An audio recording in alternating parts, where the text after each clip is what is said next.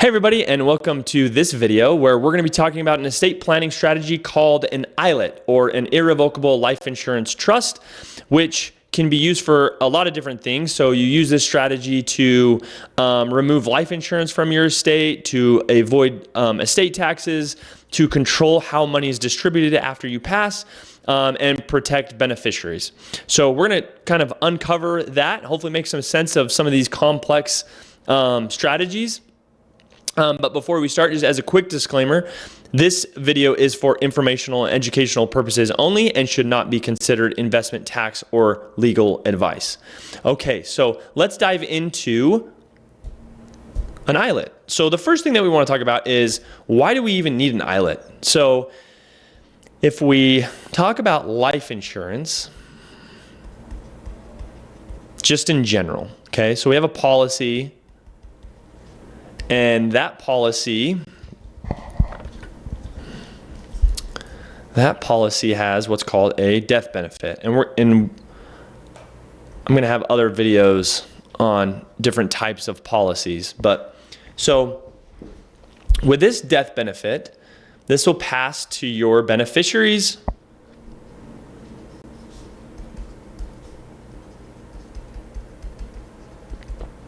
Okay. And then this death benefit will be included in the gross estate of the policy owner. Okay? So this can cause issues if you have a large estate. So we know as of 2026, we have a $15 million estate tax exclusion, lifetime exclusion, okay, for single people. And for married people, you double it. So you have $30 million, okay? So if your estate is over those, then you have to pay estate taxes. So this becomes an issue for folks with high net worth. They've accumulated a lot of assets, and they're trying to figure out how, if we have a policy, like an insurance policy, how do we exclude that from our gross estate? Okay, so we don't go over these numbers. So this is where the ILIT comes into play. So Irrevocable Life Insurance Trust. So we have a trust. We set up this trust, and it is irrevocable. Okay, irrevocable.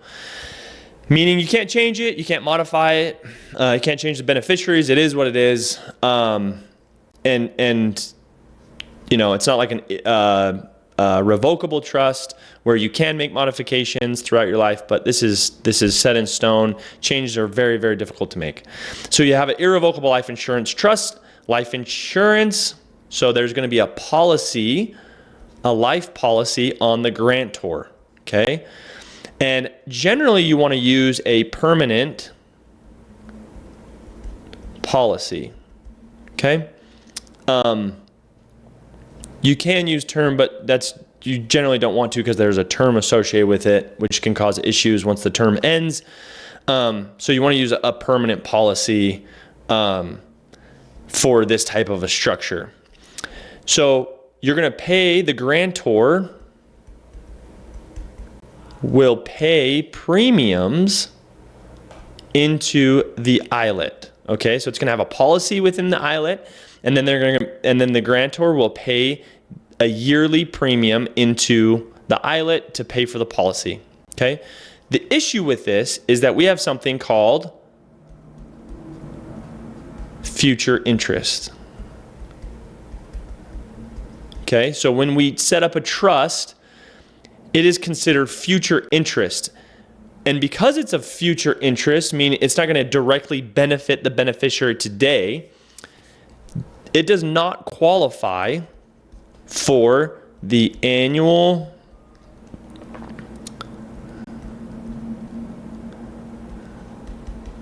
gift tax exclusion. Okay? So it does not qualify for the annual gift tax exclusion. This becomes an issue. So what we do is we put a crummy provision or a crummy power if I can draw correctly, crummy provision, okay, on this trust, which is essentially saying we're going to give the trust present interest.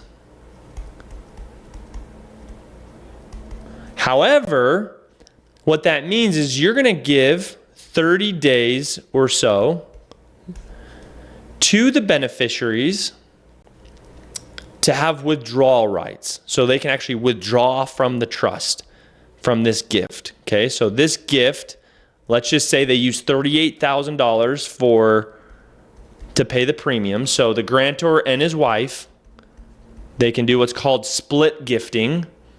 So split gifting, that's when they can each use their annual exclusion, which is $19K for 2026. So $38,000 can go into the trust to pay the premiums because it gives, so the beneficiaries will then have the right to that gift, to be able to withdraw some of the gift. And that's what gives this crummy provision the ability to have present interest. Now, the beneficiaries aren't going to take that gift because that gift will pay the premiums. Okay? So once that gift's made, then the grantor will not have an incident of ownership. Okay? So that incident of ownership is important because that, like we talked about in the previous slide, is what's going to bring that policy, the death benefit policy, back into the gross estate of the grantor. So this, by putting it into an irrevocable gift, so now the ILIT owns the policy, and the grantor now does not have incident of ownership, okay? And it's able to pay the premiums using the annual gift exclusion. Meaning there's no gift taxes on that gift because it hits the limit, okay? So it's the $38,000 for the spouse and the grantor. So the policy is on the grantor, it's owned by the trust, and the beneficiaries retain the right to the assets within the trust, okay? So now we have no incident of ownership, okay? So now this, the nice thing is now it's estate tax free for the grantor. There's creditor protection, meaning that the creditors can't go after this because it's within the trust, and you can control distributions on how you want the beneficiaries to receive that benefit. It could be a ladder approach or things like that, okay? So let's just do an example, hopefully make some sense of this irrevocable life insurance trust. So let's say we have a grantor and they want to gift, so that let's just say that their estate is, 17 million, or let's just say it's 15 million. We'll just make this easy. 15 million, but then they also have a $5 million policy that they want to gift to their heirs. They want that to go to the heirs. Okay, so they have $20 million estate. And again, this is just very, very simply put, illustrated, hopefully, right? We don't want to make this too complex, but just there's some nuances to this, but just bear with me for a little bit. So grantor, they're going to gift the policy. Okay, so they're going to have a life policy on the grantor of $5 million policy. They're going to make the yearly gift into the trust, and they're going to use their annual gift exclusion limit. So for this year, they're going to do $19,000 to pay for the premiums on the policy. They're going to use the crummy provision. So they're going to have a crummy provision in there saying, well, we're going to give the beneficiaries the withdrawal right to then take that gift that I made on that annual basis, but the beneficiaries will not take the gift. They will not take the gift, and they will let the gift be pay for the premiums, okay? After the grantor passes away, the lump sum, the $5 million, will go income tax free to the beneficiaries and estate tax free for the grantor. So essentially we removed the $5 million policy from his gross estate, and he can use also the $15 million lifetime estate tax exclusion limit as well. Okay. So again, this is a strategy for folks to move assets out of their gross estate and gift, income tax free to beneficiaries. Now, there's a few caveats. We already talked about it being irrevocable, meaning non-changing, but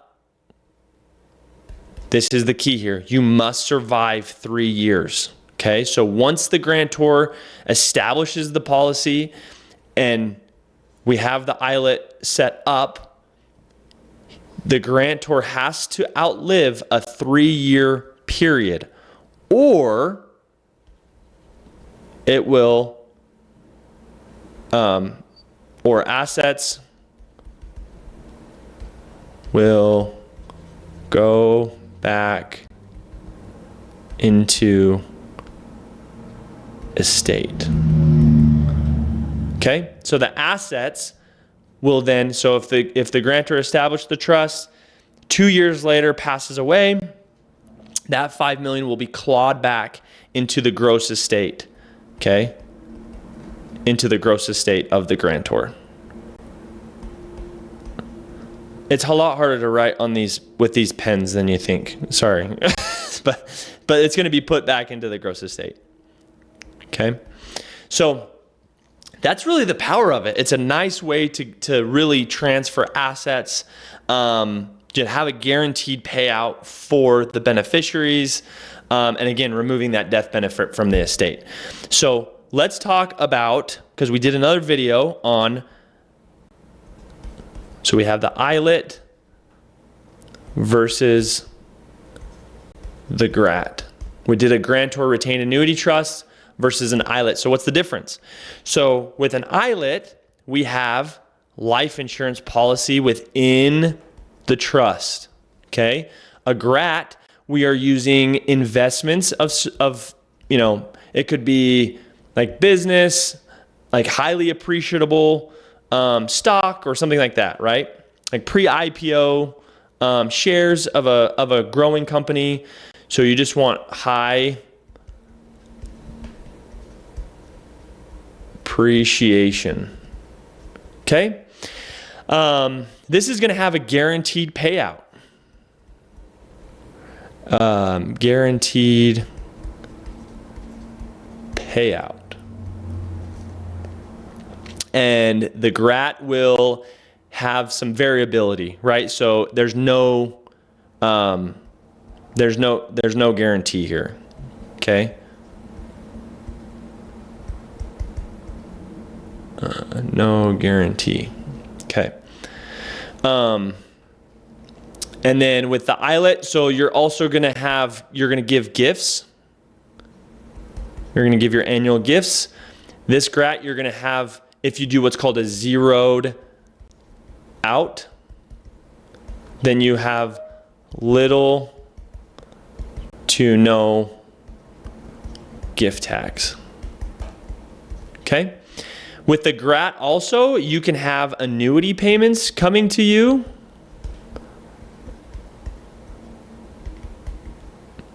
Okay, to grantor. So it can provide income. And then there's generally no payment on these. You actually pay in to fund. Okay, to fund the policy. So those are some differences on when you'd use a GRAT versus an ILIT. Some pretty cool some estate planning strategies there. Hopefully this made some sense. Like I said, there's some nuances, go a little bit more granular, but just to keep it high level, this is the basics. Thanks for watching, and hopefully we'll catch you on the next video.